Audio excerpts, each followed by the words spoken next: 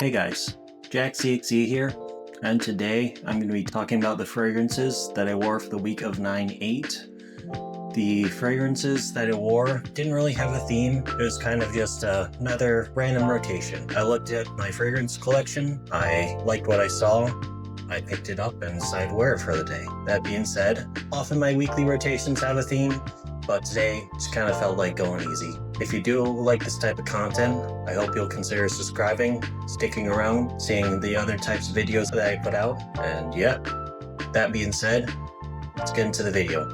So, on Sunday, I wore Morning Wood from Laurel Bathhouse.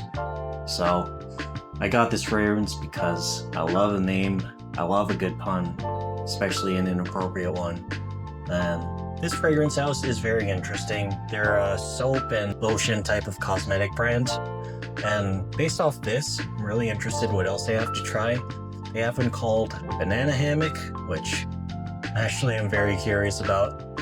Banana is not a note that I see very often in fragrances, but I'd love to see how that one smells. Anyways, getting off track. So, Morning Wood, it's a really spicy and clean, woody, soapy scent.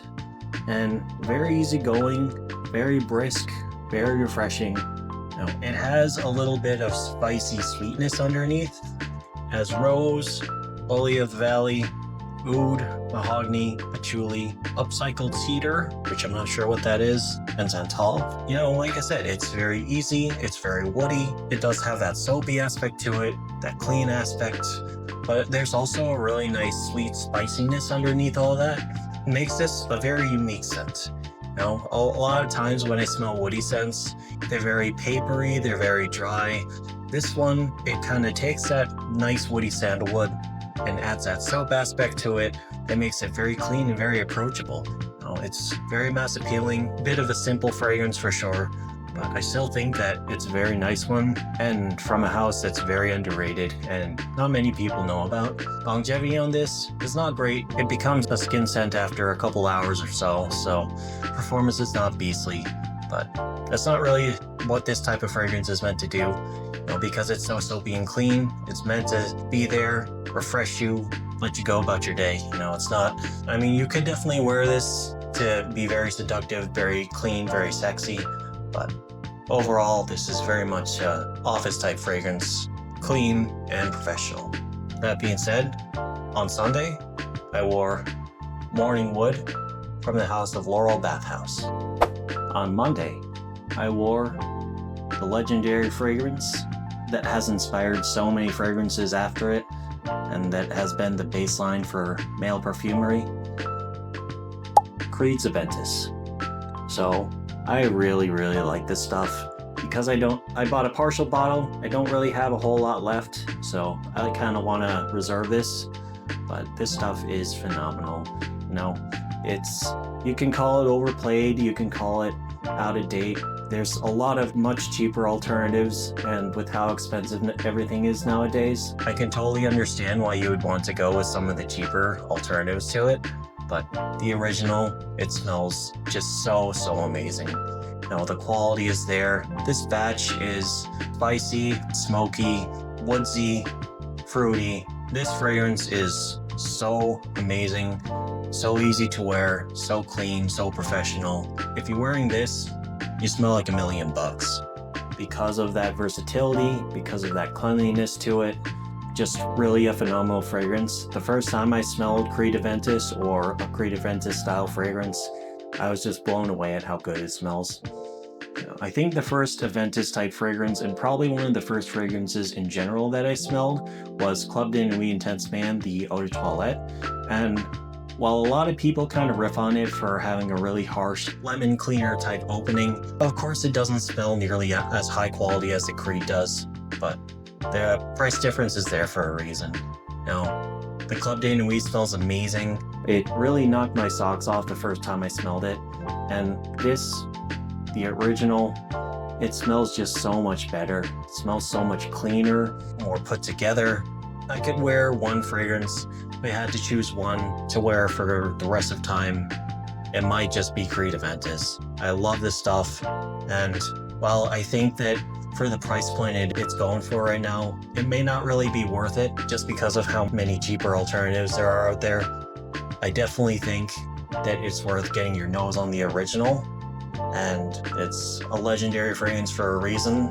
It's defined men's perfumery for the past several years, and there's a reason why it's so popular, why it's so sought after, and why it has so many clones. On Monday, I wore Creed's Aventus. On Tuesday, I wore Ultra Red from the House of Paco Rabanne.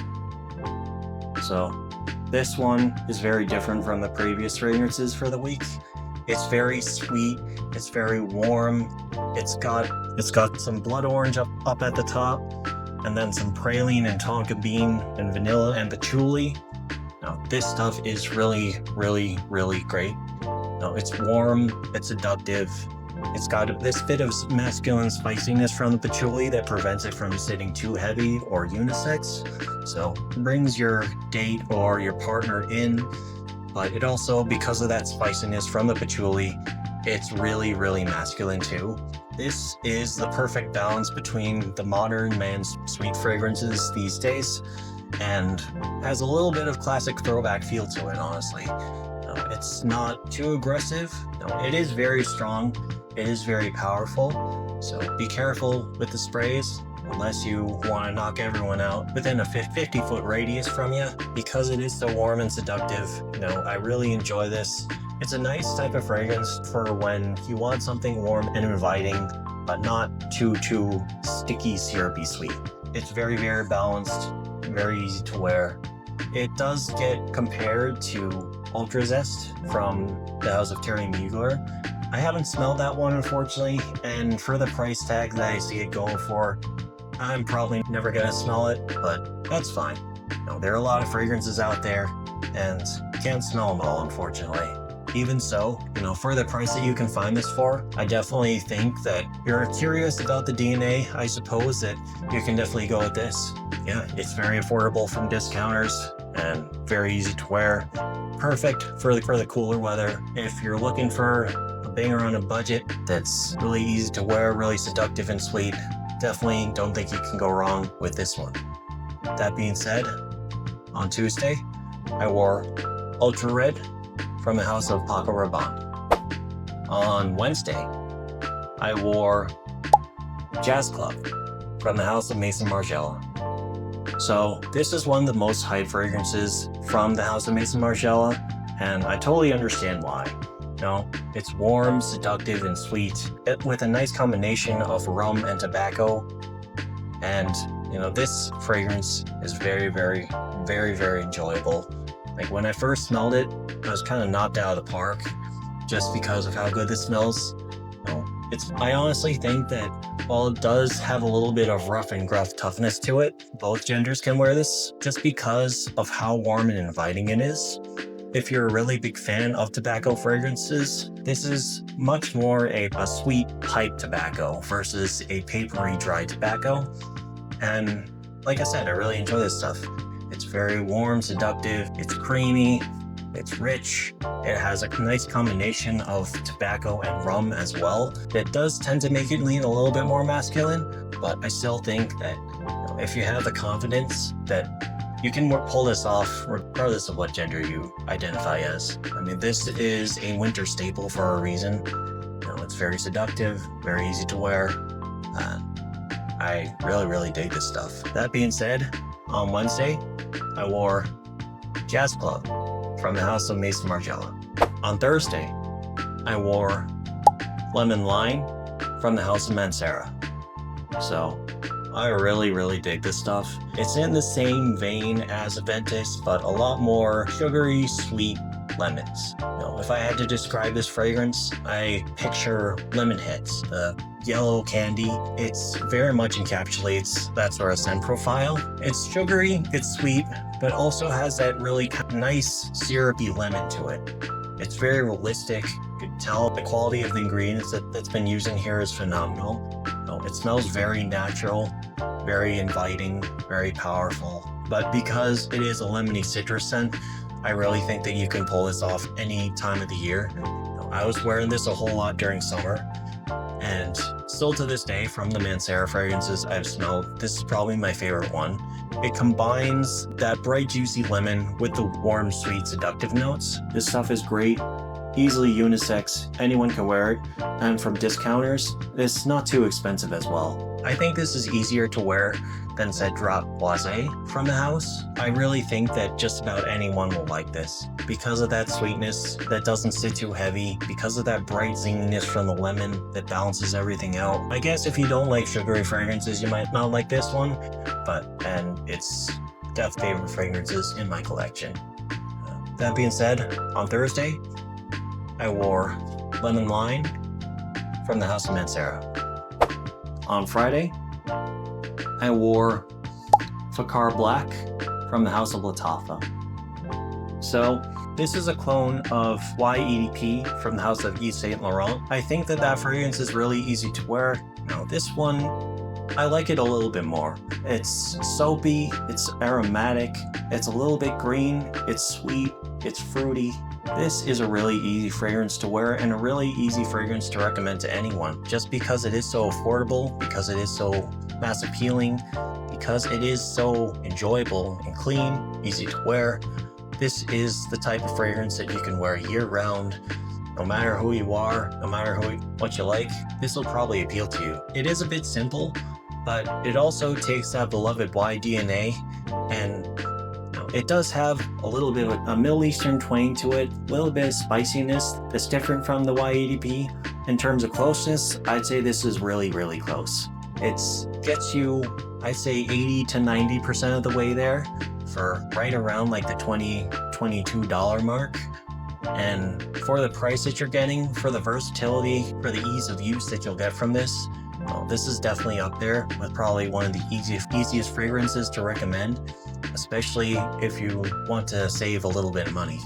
It's clean, it's masculine, very simple, but still very enjoyable. With that being said, on Thursday, I wore Fakar Black from the House of Lattafa. And lastly, on Saturday, I wore Dior Homme 2020. So this fragrance received a lot of hate when it first came out, just because it is such a departure from the original Dior Homme. But I really like it. I've never really smelled the original, and honestly, I kind of prefer this from the description that I was getting from the original Dior Homme. I really like this. It's really clean, it's peppery, it's citrusy, it's so easy to wear and so classy too. I talk a lot about top fragrances in my collection, and this is definitely one of them.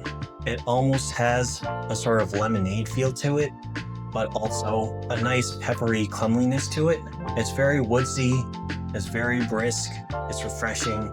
This is class in a bottle to me. Basic for sure. For the average man, this is going to be the perfect scent, but it also does have that Dior quality that elevates it and sets it apart a little bit from the other fragrances that are out there.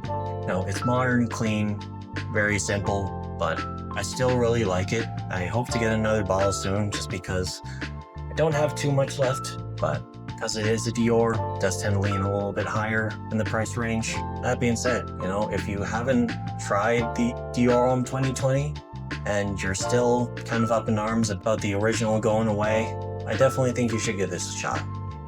Like I said, if you're a fragrance aficionado and you really enjoy the unique stuff, the challenging stuff, it doesn't hurt to go back to the easygoing, clean stuff every now and then. Yeah, that being said, I still really like this. This is an easy recommendation for anyone who's just getting into fragrances, especially if you want the name brand recognition.